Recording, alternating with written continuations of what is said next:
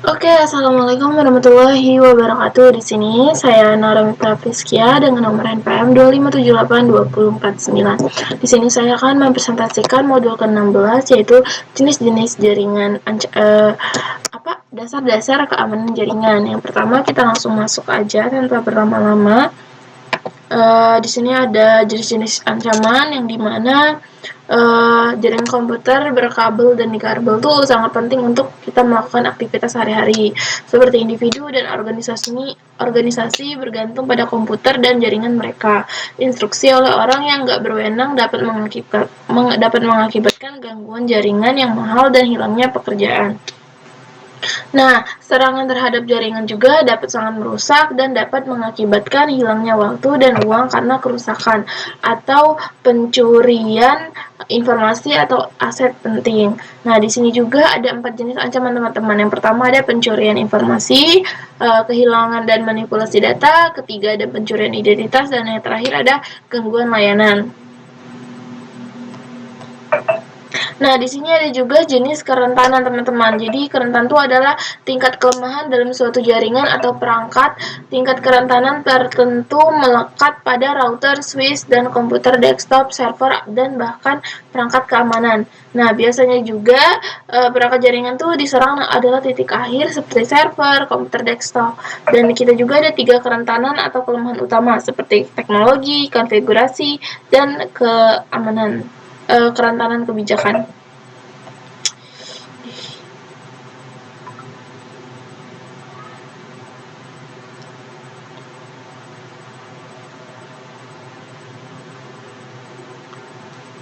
Oke, kita lanjut. Di sini juga ada keamanan fisik. Nah, di sini keamanan fisik tuh dibagi menjadi 4 kategori, teman-teman. Yang pertama ada ancaman perangkat keras, itu tuh termasuk kerusakan fisik pada server, router, switch, instalasi kabel, dan workstation.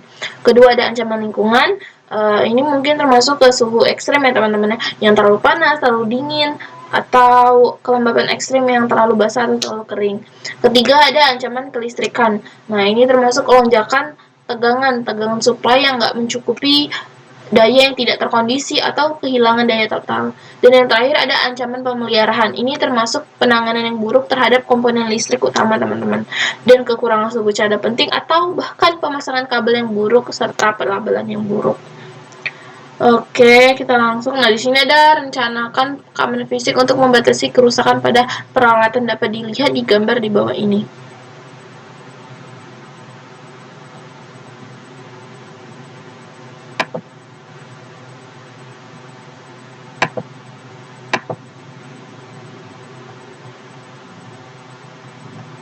Oke. Nah, di sini 16.2 ini ada serangan jaringan, teman-teman. Seperti ada virus, ada worms, trojan horse, dan yang dapat dilihat di gambar ini. Nah, kemudian juga kita ada reconnaissance attacks, yang dimana possible jaringan itu melakukan kegangguan jaringan. Nah, di sini ada 3 kategori, teman-teman. Ada reconnaissance attack, access attacks, dan denial of service. Nah, seperti juga di sini ada internet queries, dapat dilihat di gambar di bawah ini.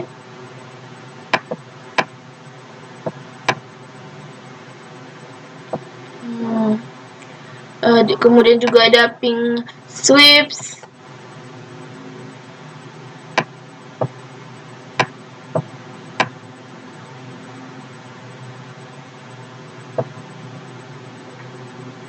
Kemudian ada port scan. Jadi kalau port scan tuh dia cuman ke servernya cuman satu tempat doang, teman-teman. Nah, di sini juga ada access attacks. Jadi di sini tuh ada menggunakan service, VTP service, dan web service, dan dia menggunakan web account, confidential database, dan sensitive information.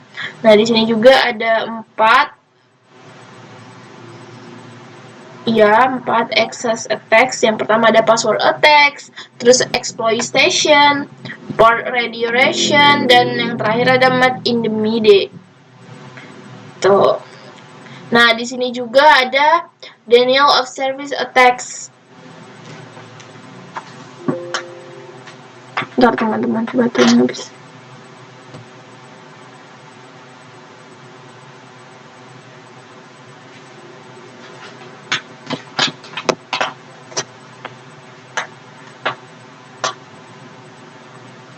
Oke. Nah, di sini ada denial of service attacks. Di sini ada DOS attacks dan DDoS attacks. Teman-teman.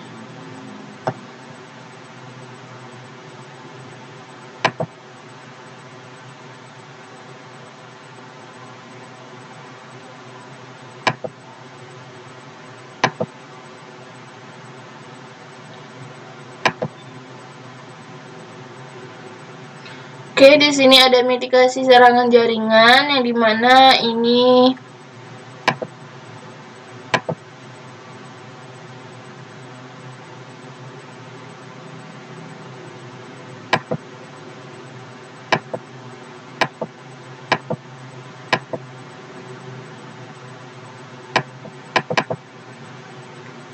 di sini ada defense in depth approach.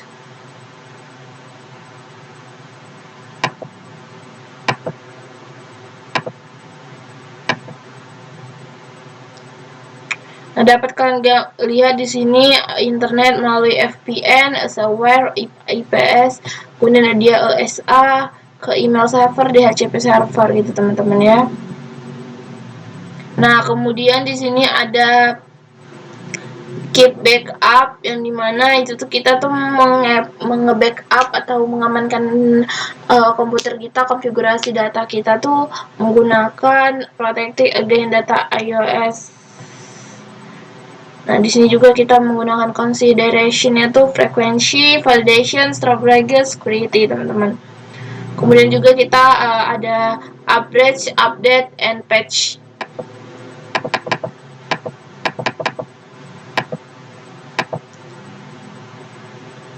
Dapat kita lihat di sini, ini biasanya kalau di Windows itu ada di setting, teman-teman.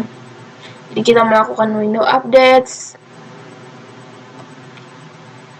Nah, di sini juga ada authentication, authorization, and accounting, teman-teman. Dapat kita lihat di sini ada authentication, who are you gitu. How much can you spend? What did you spend it on? Nah, di sini ada firewall, teman-teman. Di mana ini install available firewall business, dan ini juga ada firewall of operation. Jadi firewall operation tuh insign menuju internet itu melalui firewall, begitu pun sebaliknya kalau dari internet menuju insign itu melalui firewall, teman-teman. Dan kalau misalkan ini internet ke firewall itu salah, jadi dia inside. Nah, di sini ada topologi with DMS. Jadi di sini kita nggak melalui firewall, tapi kita dari inside dia ke server, internet ke server gitu, teman-teman. Nah, kemudian di sini ada tipe firewall. Yang pertama ada 4 ya, dibagi 4. Jadi ada packet filter, application filtering, URL filtering, server packet inspection, XPI.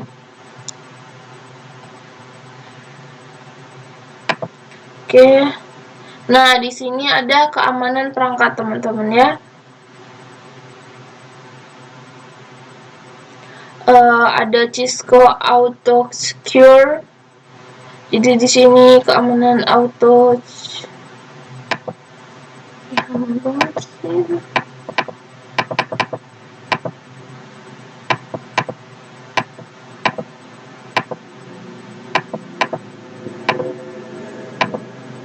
Nah, di sini kita menggunakan CMD.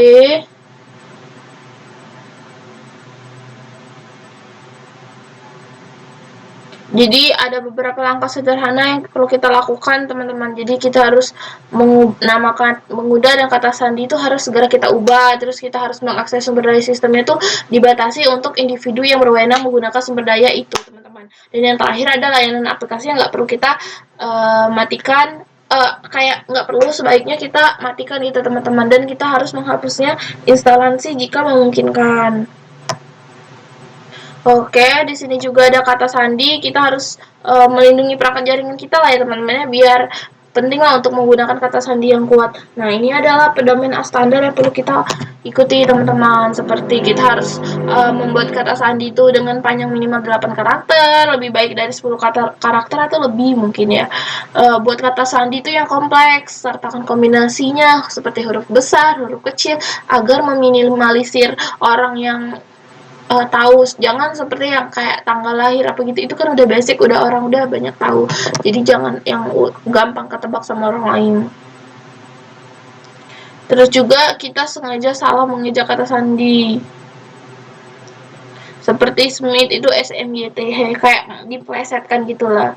Dan sering-seringlah kita tuh mengganti kata sandi. Jadi jika kata sandi diretas tanpa disadari, peluang bagi pelaku untuk menggunakan kata sandi tersebut tuh mungkin udah terbatas gitu teman-teman. Jadi jangan menulis kata sandi yang meninggalkan di tempat yang sudah terlihat, seperti di meja, di monitor, atau bahkan seperti kita tuh kayak di notes itu kan, kalau misalkan orang tua tuh kan takut lupa gitu kan.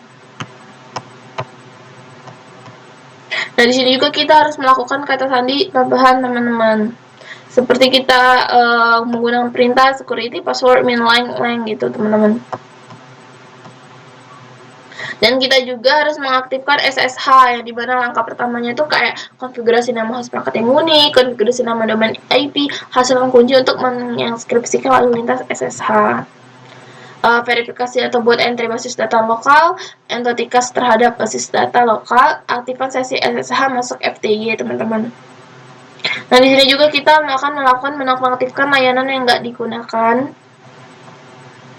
Ada paket tracker, mengkonfigurasi kata sandi aman, dan SSH.